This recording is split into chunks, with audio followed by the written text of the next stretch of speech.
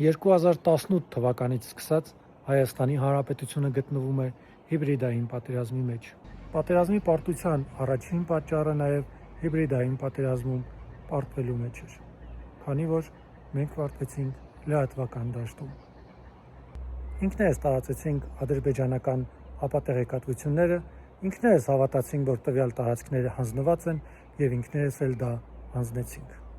Եկեք արձանագրենք, որ մեր լրատվական դաշտի մոտ մեծ մասը, թող լինի 80-90%-ը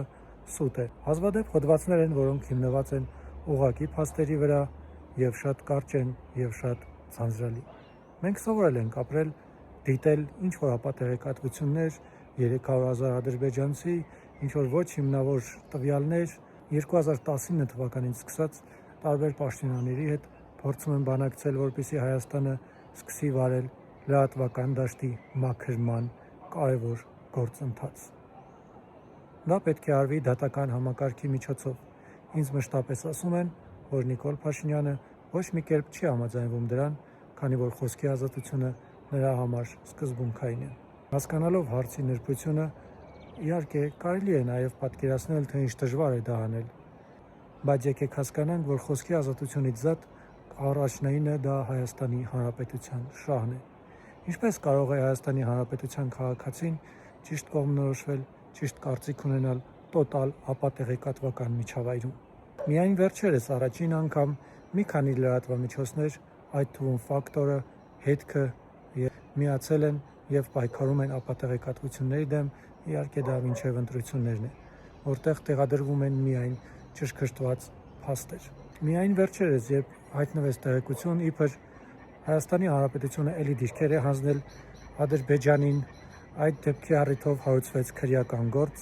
գտնվեց ապատեղեկատվություն տարածողը եւ Սուրեն Պապիկյանը հայտարարեց, որ նա պատասխան կտա։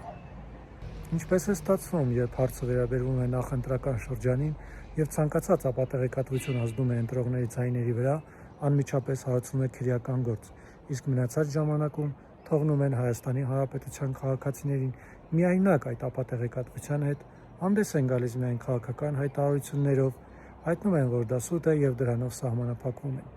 Այնինչ պետք է գնալ ցանկացած նման ապատեղեկատվության հետքերով։ Հայաստանում փոփոխությունները կլինեն իրական եւ դեպի դրականը, երբ որ ինստիտուցիոնալ պայքար տարվի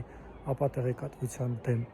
Միայն այս դեպքում հնարավոր է ձևավորել առողջ հասարակություն։ Մինչև 2018 թվականը Սերժ Սարգսյանի կառավարման տարիներին լրատվական դաշտը ամբողջությամբ վերահսկվում էր եւ կառավարվում էր Սերժ Սարգսյանի ռեժիմի կողմից։ Այն ժամանակ մենք ապրում էինք մեր յուրօրինակ իրականության մեջ, կարծելով, թե մենք ամենահզորն ենք եւ այլն։ Դուք դա